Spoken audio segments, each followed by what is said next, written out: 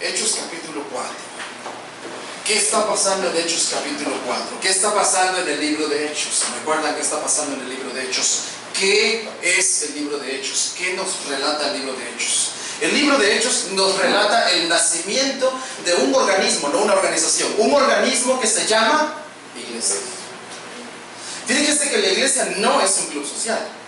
La iglesia no es un grupo de amigos que se reúnen por pasársela bien. La iglesia no es un club social, la iglesia no es un grupo de amigos que se reúnen para pasársela bien. La iglesia no es un negocio. Claro que sí es un negocio espiritual, ¿verdad?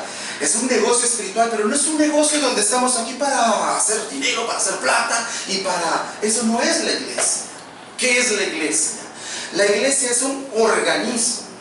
¿Qué es un organismo? Hagamos la diferencia entre organización y organismo. Cuando pensamos en organización, ¿sabe qué pienso yo? No sé en qué piensa usted. En el ejército. Y vaya si no es una buena organización el ejército. ¿Qué pasa con el ejército? Buena organización. ¿Ahí qué pasa? Que no obedece. Castigado, disciplina. Vaya que es una buena organización el ejército. Pero ¿sabe qué pasa con el ejército?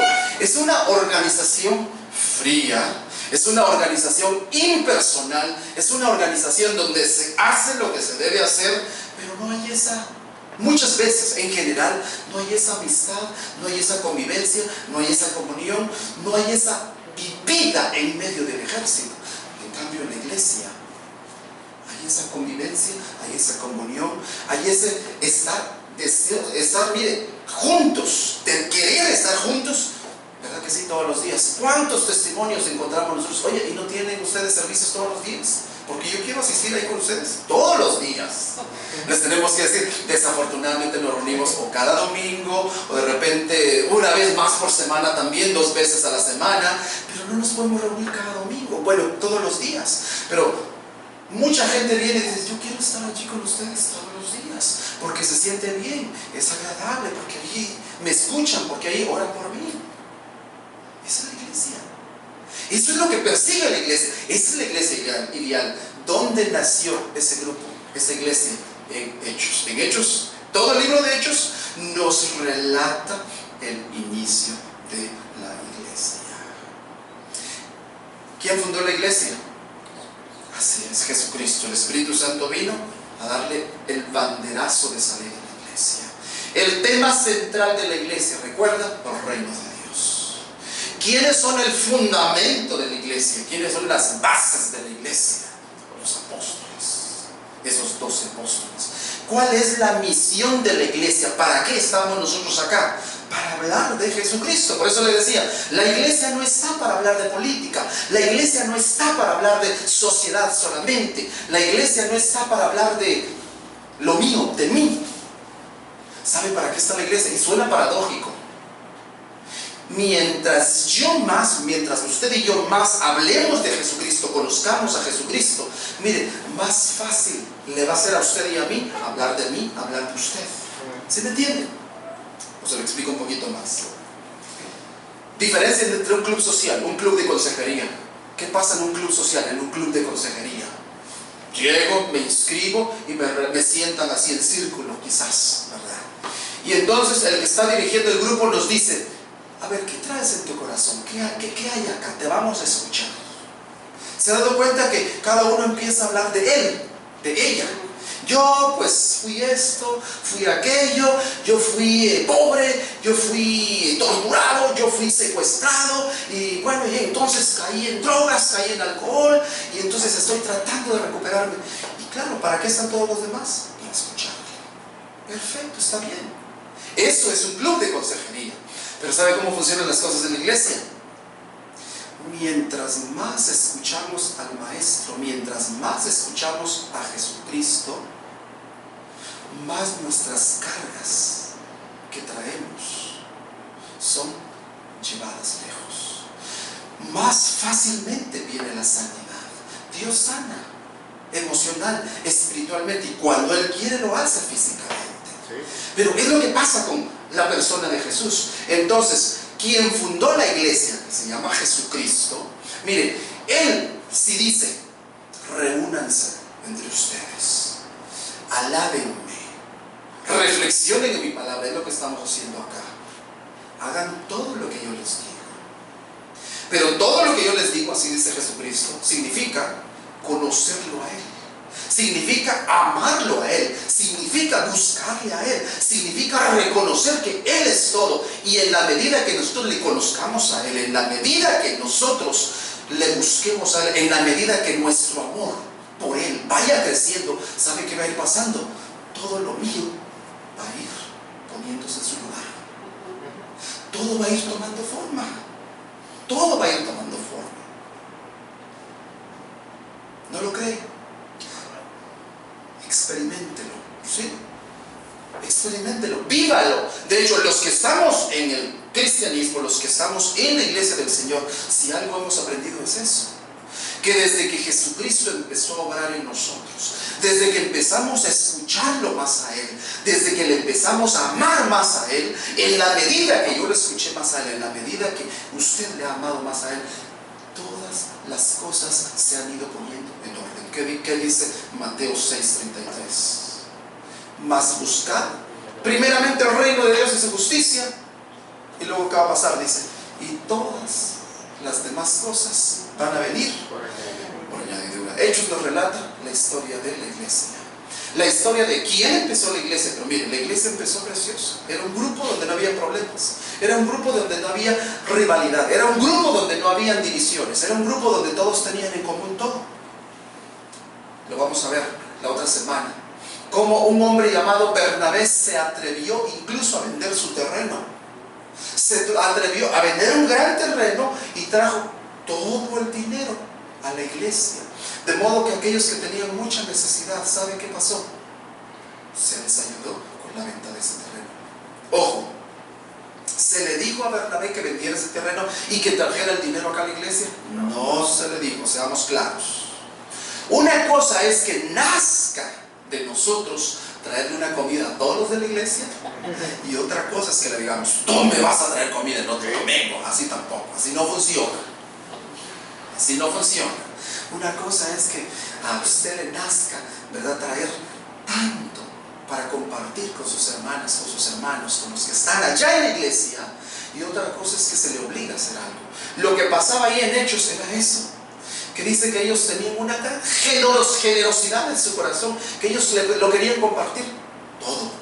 Lo querían compartir todo.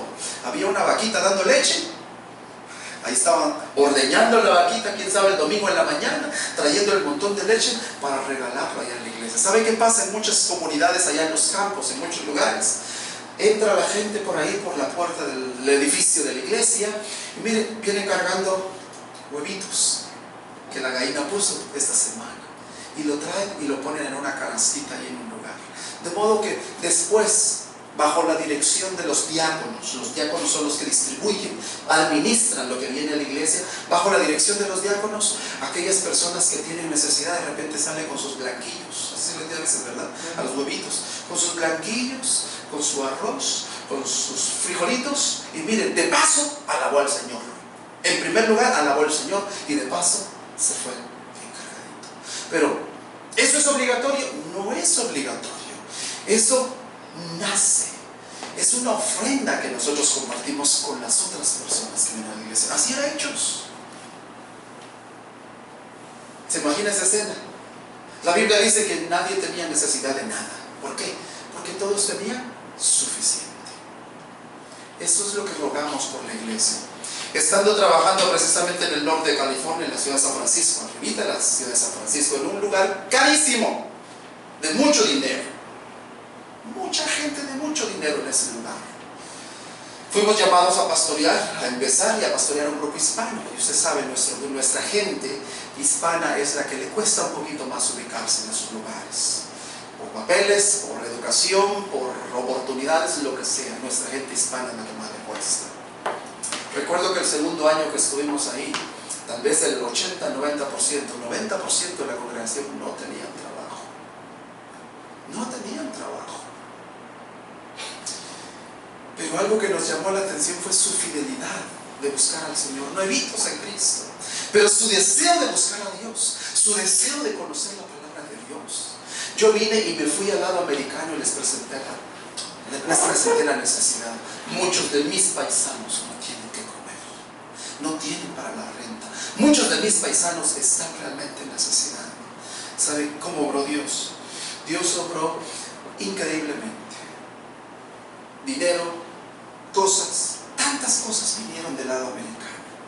Un domingo en la mañana yo recuerdo que todos los de la iglesia salieron bien cargaditos, bien bendecidos por esa área, económicamente y con cositas. Pero la temporada seguía difícil, como 2 años, cuando justo fue cuando las casas se vinieron abajo. Fue cuando estalló la burbuja, y quienes más sufrieron, ¿sabe quiénes fueron? Nuestros paisanos. Yo recuerdo que había hermanos que estaban sentados ahí dentro de nosotros y habían perdido hasta 3 casas en cuestión de 3 meses. Una casa por mes, una casa por mes. Pero miren, después de 8 años, volviendo a ver para atrás con estos hermanos, ¿sabe qué vimos? Dios siempre fue fiel. Nunca una de ellas se quedó sin comer. Si bien es cierto, batallaron un poco con el trabajo. En su momento, cuando nos vinimos, después de 8 años, el 100% de la congregación estaba establemente trabajando. Para todos había comida, para todos había vestuario. Pero, ¿sabe qué reconocían todos? Que esa provisión, ¿de dónde había venido? De Dios. Ellos lo reconocían claramente. Dios fue el que proveyó. Dios fue el que proveyó.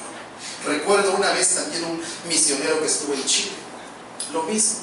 Allá en lugar de la burbuja, dejó de llover, como está pasando en California. ¿Y qué pasó con los campos? Se secaron. No hubo producción. ¿Qué hago ahora?, dice el misionero. ¿Qué hago? Hay una congregación que está amando al Señor, se goza en las alabanzas, nos reunimos cada domingo, pero estamos conscientes de que no hay que comer.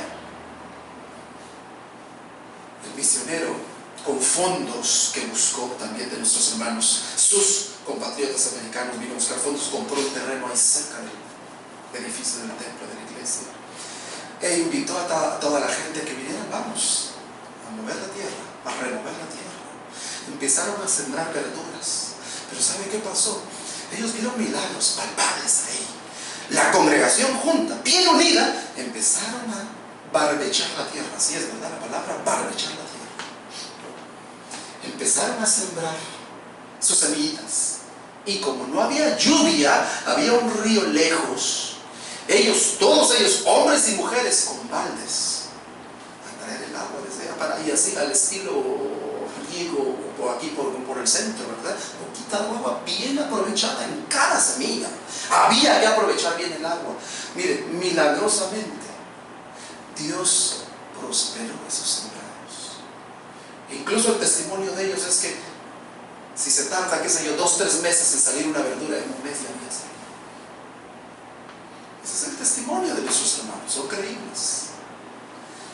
En cuestión de 4 o 5 meses, cada domingo y cada vez que podían, allí, afuera del edificio de la iglesia, ahí estaban todos comiendo, como dice Hechos. Como dice Hechos que comían los hermanos de la iglesia primitiva. Dice que comían todos juntos con alegría y sencillez de corazón.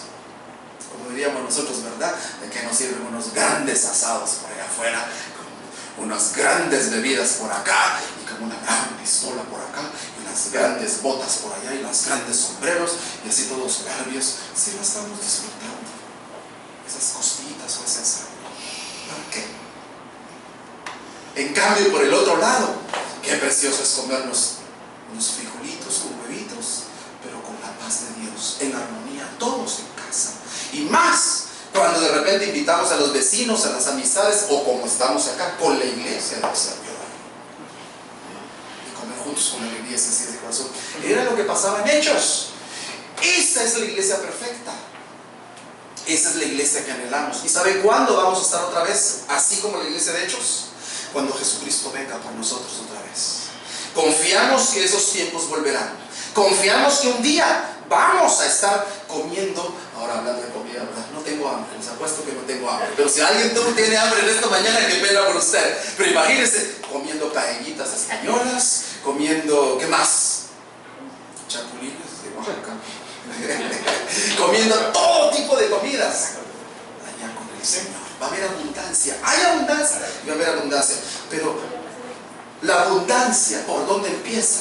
Por el corazón. La abundancia empieza en nosotros. La abundancia empieza desde adentro. Viene de adentro para afuera. Pero miren, el grupo precioso, el grupo unido, el grupo creciendo. ¿Recuerda cuántas personas vinieron al Señor cuando Pedro se puso de pie y les dijo: varones hermanos, lo que aquí está sucediendo no es nada del otro mundo, es la profecía cumplida? ¿Recuerda cuántas personas vinieron al Señor esa vez en su primer discurso?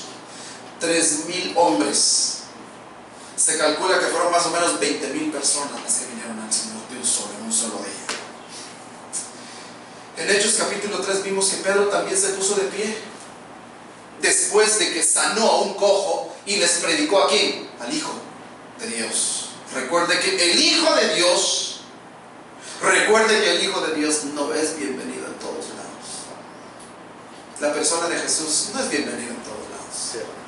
Si hablamos de Dios, Diosito aquí, Diosito allá, y Diosito así, y Diosito así.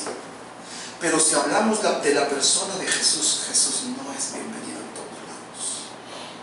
Así que Pedro se puso de pie y dijo: el Hijo de Dios ha sido exaltado, el Hijo de Dios ha sido honrado por su Padre, porque ustedes, él está hablando a sus hermanos judíos, ustedes lo mataron. Ustedes lo mataron. Miren, cuando la iglesia está en paz, en armonía, cuando la iglesia está en unidad, y damos el siguiente paso. ¿Cuál es el siguiente paso? Hablar de Jesucristo. Tarde o temprano van a venir los problemas. Tarde o temprano van a venir los problemas.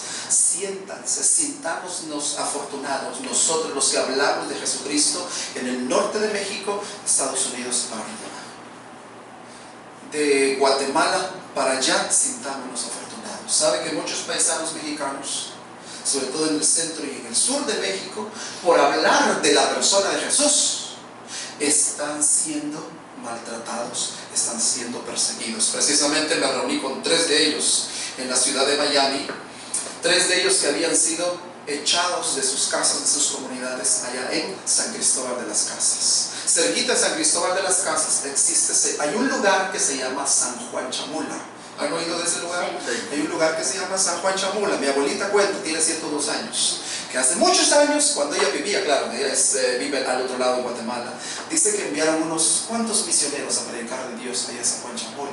¿Sabe cuál es la historia de mi abuelita? Nunca regresaron. Los mataron por hablar de Jesucristo. Los han matado. Estos 3 muchachos que yo conocí en Miami, ¿sabe qué me contaron? Ellos vinieron al Señor, reconocieron al Hijo como el Hijo de Dios. Así que dice que por haber hecho esa acción de reconocer al Hijo como el Hijo de Dios, como el Salvador de sus vidas, ellos fueron echados de sus comunidades. De la noche a la mañana les dijeron: váyanse de acá. Pero ¿y nuestras casas y nuestras milpas? No, váyanse de acá, que se nos van ya. Como ellos quisieron esperar un tiempo más, ¿por quién va a dejar sus milpas ahí tiradas? ¿Sabe qué hicieron? Nos metieron a la cárcel, nos golpearon. Pero algo que no se me olvida de esa experiencia que ellos me la contaron, dice que estando en la cárcel, los pobladores llegaron y les tiraron nidos de hormigas. Se las tiraron, nidos de hormigas aquí a su cuerpo. Pero ¿sabe cuál es el testimonio de ellos? Ni una sola hormiga les mordió, les picó. Las hormigas, dice que empezaron a bajar por sus cuerpos y por ahí por dentro, ahí se fueron las hormigas. ¿Por qué? Porque estaban hablando de Jesucristo. ¿Qué de malo habían hecho aquí Pedro y Juan cuando sanaron a un hombre? Nada malo. Mire qué dice Hechos capítulo 4, leamos. Hechos capítulo 4 dice así. Así empieza el libro de Hechos capítulo 4. Hablando ellos al pueblo, vinieron sobre ellos los sacerdotes con el jefe de la guardia del templo y los saduceos. ¿Cómo vinieron? Dice, versículo 2, resentidos. ¿Y cuál era su resentimiento? De que enseñasen al pueblo. ¿Y enseñasen qué? Enseñasen y anunciasen en Jesús la resurrección de entre los muertos. ¿Qué significa la palabra resentimiento? ¿Qué significa la palabra resentimiento? De repente ya se me pasó el enojo, pero vuelvo a ver a aquella persona y me vuelvo. Eso significa la palabra resentimiento. En este caso, estos sumos sacerdotes, estos líderes religiosos, cuando escucharon que Pedro y Juan estaban hablando de la persona de quién, otra vez recuerdan, la persona de Jesús, del Hijo. La Biblia claramente dice, se resintieron. Volvieron sus pensamientos terriblemente feos. ¿En contra de quién? De estos dos hombres. Ahora, ¿qué culpa tenían estos dos hombres?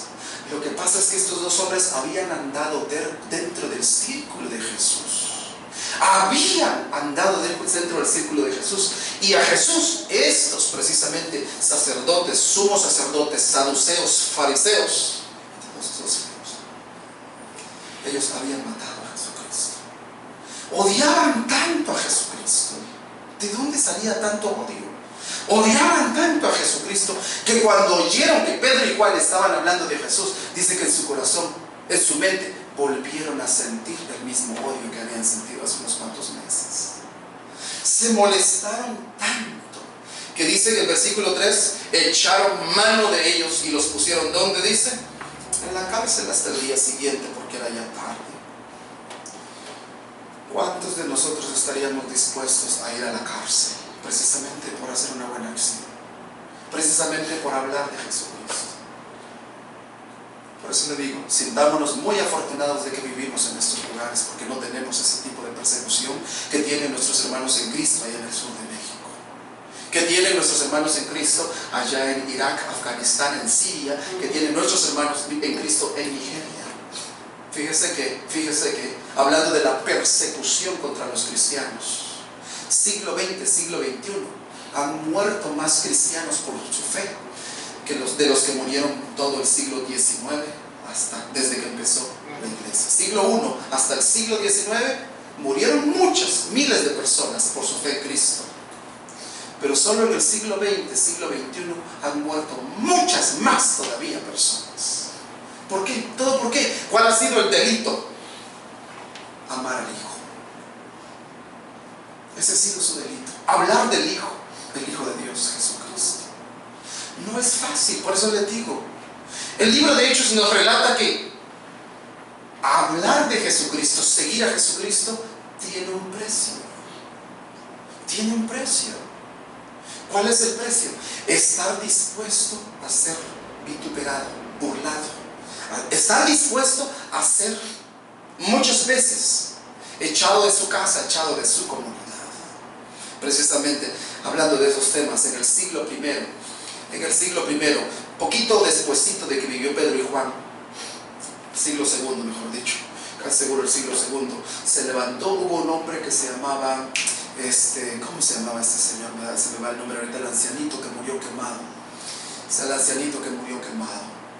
Lo cierto es que lo llevaron al Coliseo Romano. Tenía 80 y tantos años, así bien frágil. Dice que lo llevaron al Coliseo Romano y le dijeron: niega a Jesucristo, tienes que negar a Jesucristo.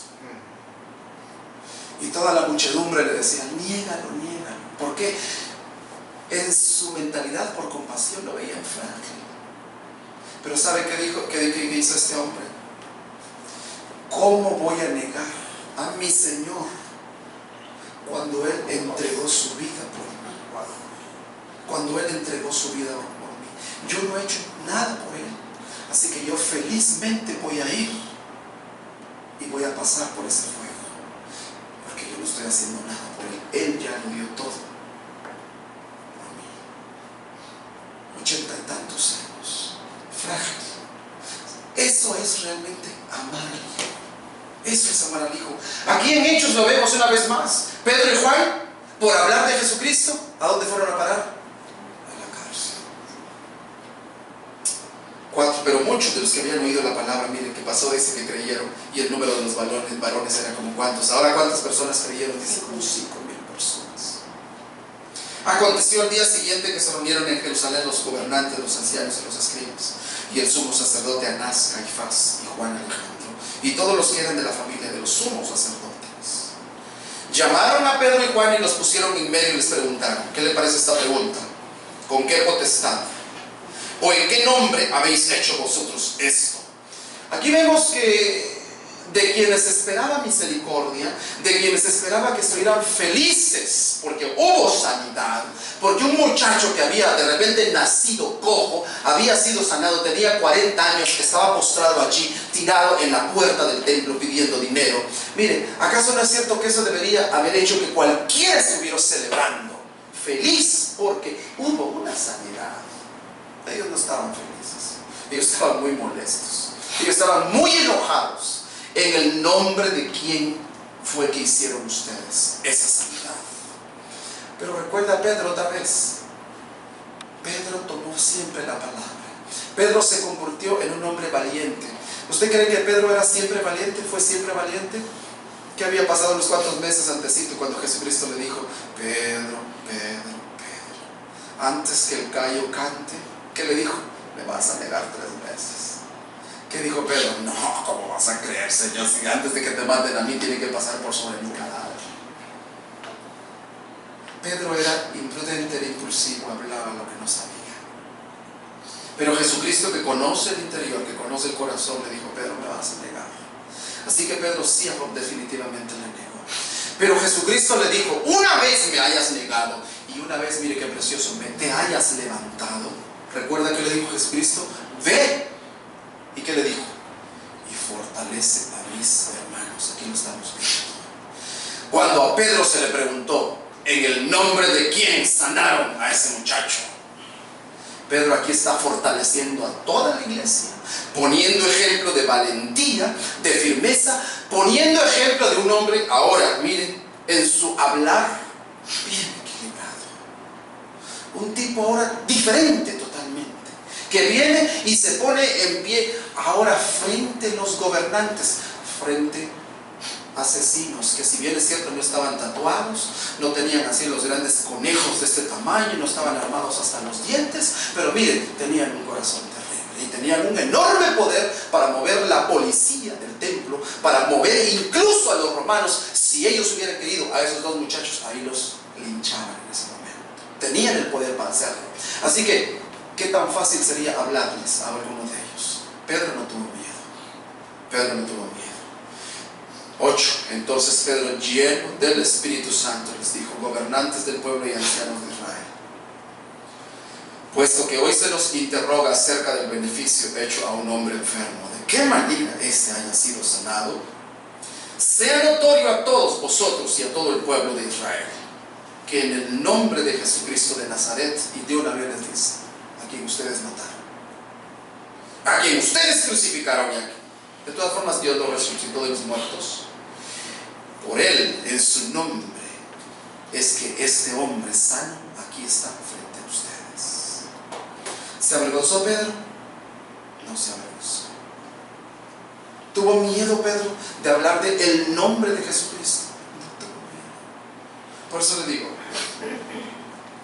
en esta mañana la enseñanza es esta, la aplicación para nosotros es esta.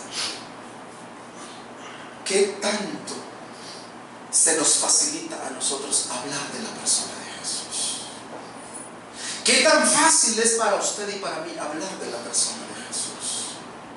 Sin miedo, sin temor, pero tampoco el otro lado, sin imprudencias. Fíjense, muchas veces imprudentemente hablamos de la persona de Jesús. Pareciera que se ve que yo soy el que está hablando y no la palabra de Dios. Quiera Dios que en esta mañana no sea yo el que está hablando. Pero fíjense que muchas veces se ve que es el orador, es el evangelista, el que está haciendo una gran defensa en su carne, en su hígado, muchas veces lo decimos así. Y otra cosa es cuando el Espíritu Santo está hablando a través de ese hombre, a través de esa mujer. Y fíjese que la gente lo nota allá afuera cuando damos el evangelio. Cuando damos el evangelio, en general pueden haber 2 reacciones: que reciben el evangelio, los muy pocos. Pero la segunda reacción es simplemente: ese está loco, de que no sé ni de qué está hablando, se pueden burlar de uno. Y como ha pasado muchas veces, muchas personas, cuando no reciben el mensaje de Jesucristo que ellos llevan como personas, ¿sabe qué pasa con muchos hermanos en Cristo? Se desaniman. se desaniman y después ya no quieren hablar de Jesucristo. ¿Cuántas experiencias traumáticas, cuántas experiencias ridículas hemos pasado por hablar de Jesucristo? En una terminal de autobuses, en una ciudad, estábamos un grupo de misioneros hablando de Jesucristo. Y estábamos allí y pasó una ancianita y le dijimos con cariño: abuelita, ¿usted quisiera leer un Nuevo Testamento? Aquí está un Nuevo Testamento, aquí hay un tratado bíblico, usted lo puede leer en su casa. Si quiere yo le explico. ¿Sabe qué hizo la abuelita? Se dio la vuelta y ¡fum! Cachetazo. Una cachetada. ¿Cómo era, abuelita? No dolió la cachetada. La cachetada no dolió. Pero la pregunta fue después en reunión de grupo: ¿eso nos debe amedrentar para no seguir hablando de Jesucristo? Al contrario, ¿sabe qué pasa en esos momentos? Hay gozo. Hay gozo. Hay una satisfacción interna, hay una satisfacción personal que yo podría decir, ni con el mejor dinero del mundo podemos experimentar ese gozo. Esa satisfacción que solamente el Espíritu Santo puede poner en cada uno de nosotros. Seguramente fue lo que pasó con Pedro acá. Pedro fue a la cárcel, Juan.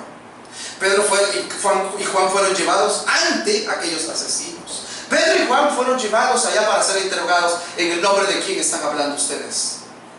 Y están haciendo estas sanidades. Pedro les dijo: en el nombre de Jesucristo. En el nombre de Jesucristo lo hicieron. Así que mire qué pasó después. Dice que los amenazaron.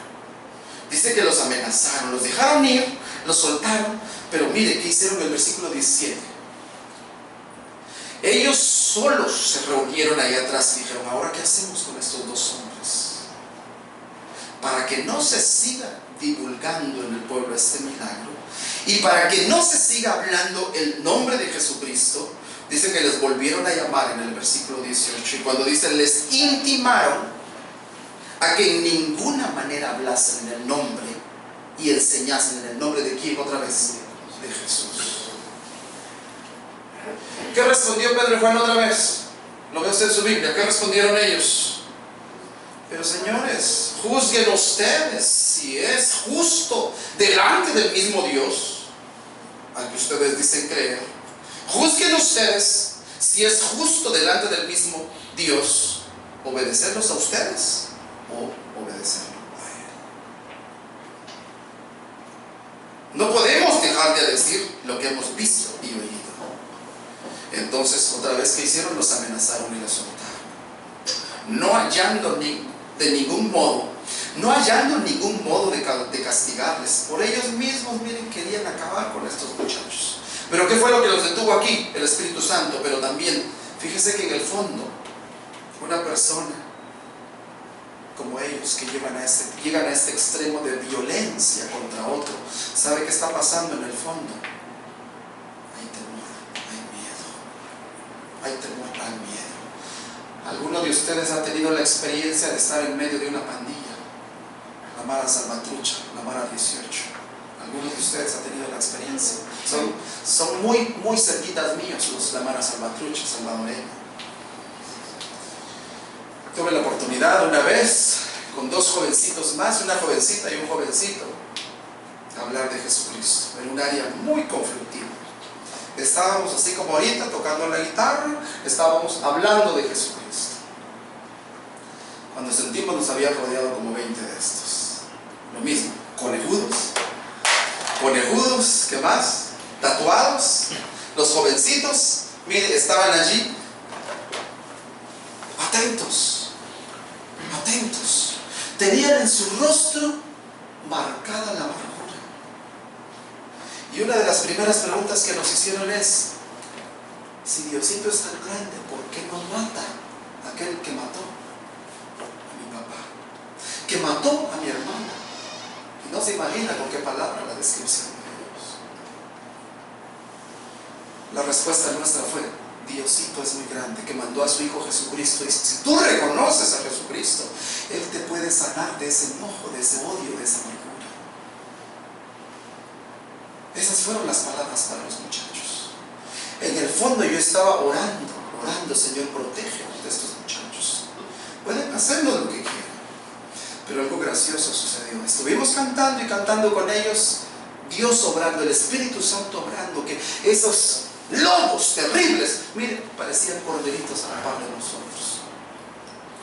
El asunto fue cuando dijimos, ya es tarde, era como las 10 de la noche, felices nosotros cantando y tocando y con ellos la guitarra, enseñándoles alabanzas y canciones. Ya nos vamos, les dijimos, tenemos que irnos porque esa es la vida, nos vamos a ir a la casa. Hombre, ¿qué hicieron ellos? Los vamos a sacar a su casa, no se preocupen. No, es que vivimos de aquí en camión, vivimos a 2 horas de acá, no tienen que ir con nosotros. No se preocupen. ¿Saben qué hicieron? Mandaron a traer, tenían su piloto, fueron a traer una Suburban polarizada que quién sabe de dónde se sacaron, y nos dijeron, súbanse que nos vamos a ir a dejar. Estaban bien felices con nosotros. Y otra vez nos subimos o no nos subimos. Imagínense esa escena. Dijimos, Dios obrando, si Dios ha tapado las bocas de estos muchachos, Dios obrando. Les dije a los 2 muchachos, pues subámonos. Nos subimos y unos aquí atrás y todo lo demás. Mire, sin mentirle, por ahí buscamos una excusa. En 5 minutos les dijimos, aquí pasa el camión, aquí déjenos, de aquí nos vamos ya. El Señor me dio autoridad para decirles, bájenos, ¿verdad? Con buenas palabras. Cuando nos bajamos, nos dieron tantos abrazos, así sin mentirle, besos incluso, y estaban llorando. Nadie nos había hablado como ustedes. Nadie se había sentado en nuestro terreno como ustedes. Pero con ellos fuimos aprendiendo cosas como estas. En ellos hay odio, hay resentimiento como estos hombres de acá. Y por eso es que actúan tan, pero tan violentamente como han estado haciendo sus actos de violencia. ¿Quién es el único que puede sanar ese temor, ese miedo, esa amargura, ese resentimiento? ¿Quién es el único? El Hijo, Jesucristo. Por eso es tan importante que nosotros hablemos del Hijo, mis hermanos, mis hermanos.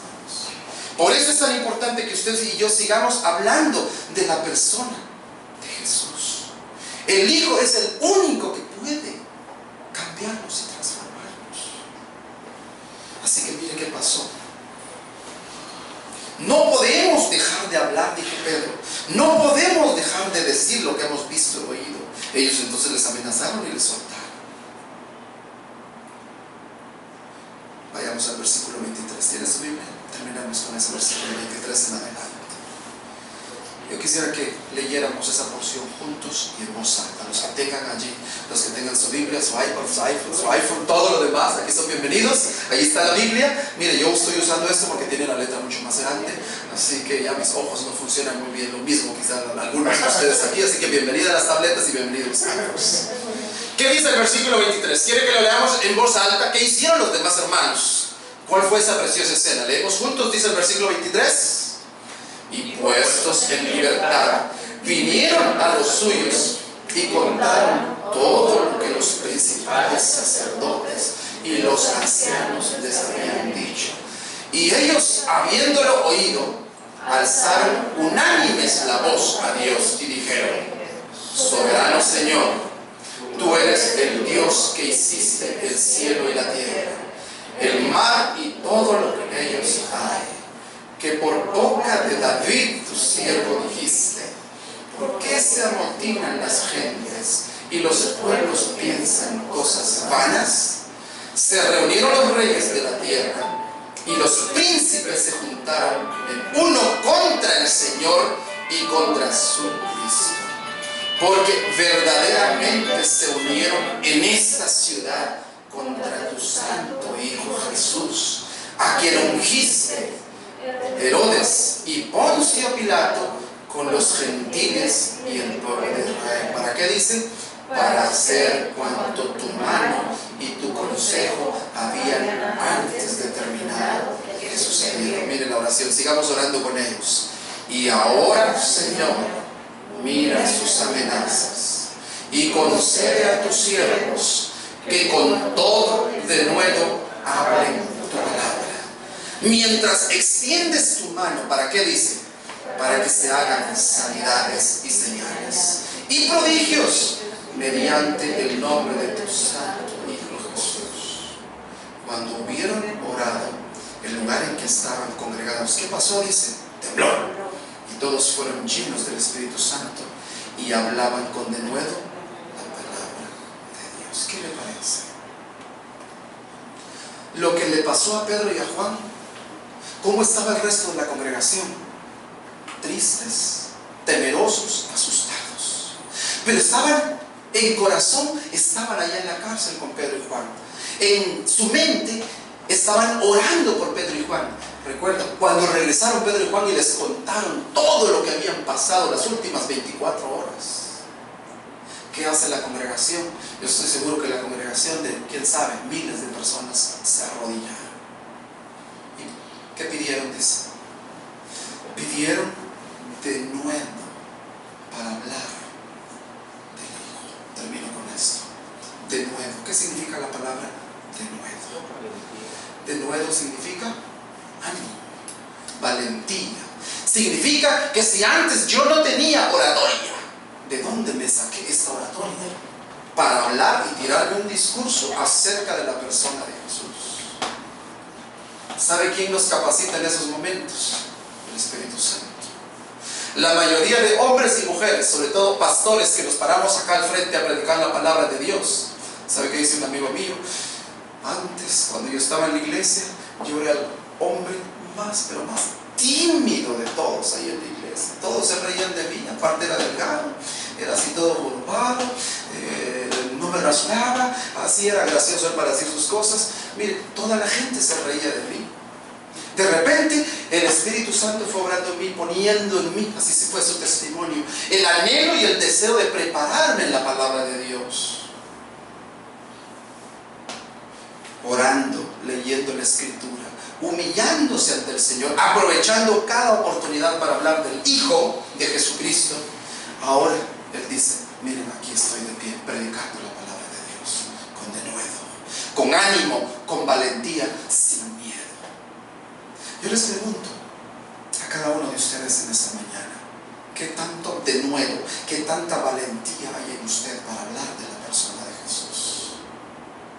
Ayer precisamente tuvimos una preciosa conversación con dos amigos, hablando de la persona de ¿quién? De Jesús.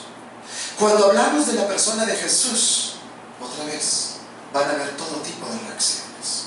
Mucha gente se molesta cuando se les presenta a Jesucristo. Pero cuando se presenta a Jesucristo, como Él se presenta en la Escritura, aunque haya enojo, aunque haya malestar en el momento, aunque la gente se sienta expuesta y se sienta abofeteada, se sienta, mire, se sienta quizás descubierta en su interior, porque eso es lo que tiene la palabra de Dios. Recuerde que la palabra de Dios es como espada de dos filos, sobre todo cuando hablamos de la persona de Jesús. Es como espada de dos filos que penetra hasta partir el alma, los tuétanos y las coyunturas.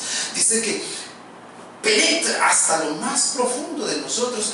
Ahí es donde la gente se siente expuesta, se siente avergonzada, pero ¿sabe qué? Es la obra de Dios.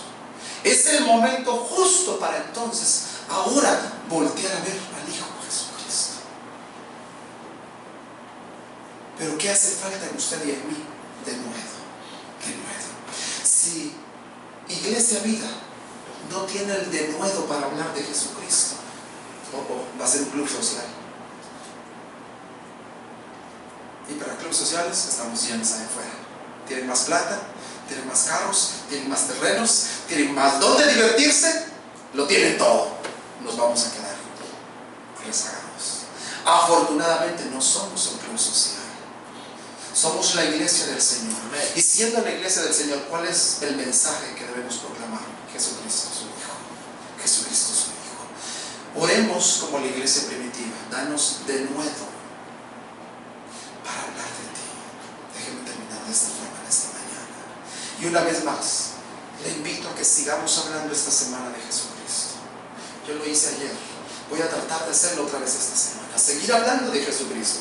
Aunque estamos a veces en ambientes muy desconocidos, no muy cómodos, no son los nuestros. ¿Qué debemos hacer? salir premeditadamente y buscar una persona. Oye, quiero hablar contigo de una noticia muy importante.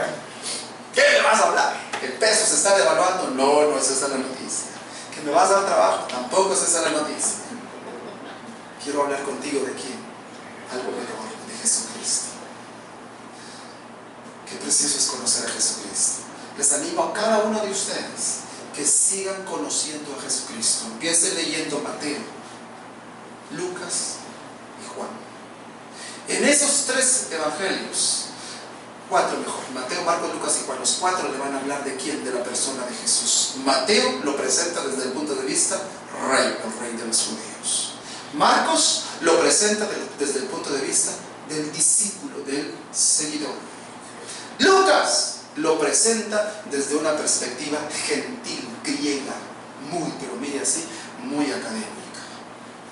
Y Juan lo presenta desde el punto de vista del Salvador del mundo, el único que nos puede regalar la vida eterna. Lea Mateo, Marcos, Lucas y Juan. 4 libros. El domingo entrante usted ya pudo haber leído los 4 libros y no cuesta leer eso. ¿Sabe qué está haciendo cuando está leyendo Mateo, Marcos, Lucas y Juan? Está conociendo al Hijo. Y entonces se le va a facilitar más hablar del Hijo. Le reto y le desafío a que esta semana hagamos eso. Leamos Mateo, Marcos, Lucas y Juan. Que conozcamos al Hijo. Y al conocer al Hijo, de esa forma entonces también vamos a poder hablar mejor de ese Hijo. Oremos. Padre Santo,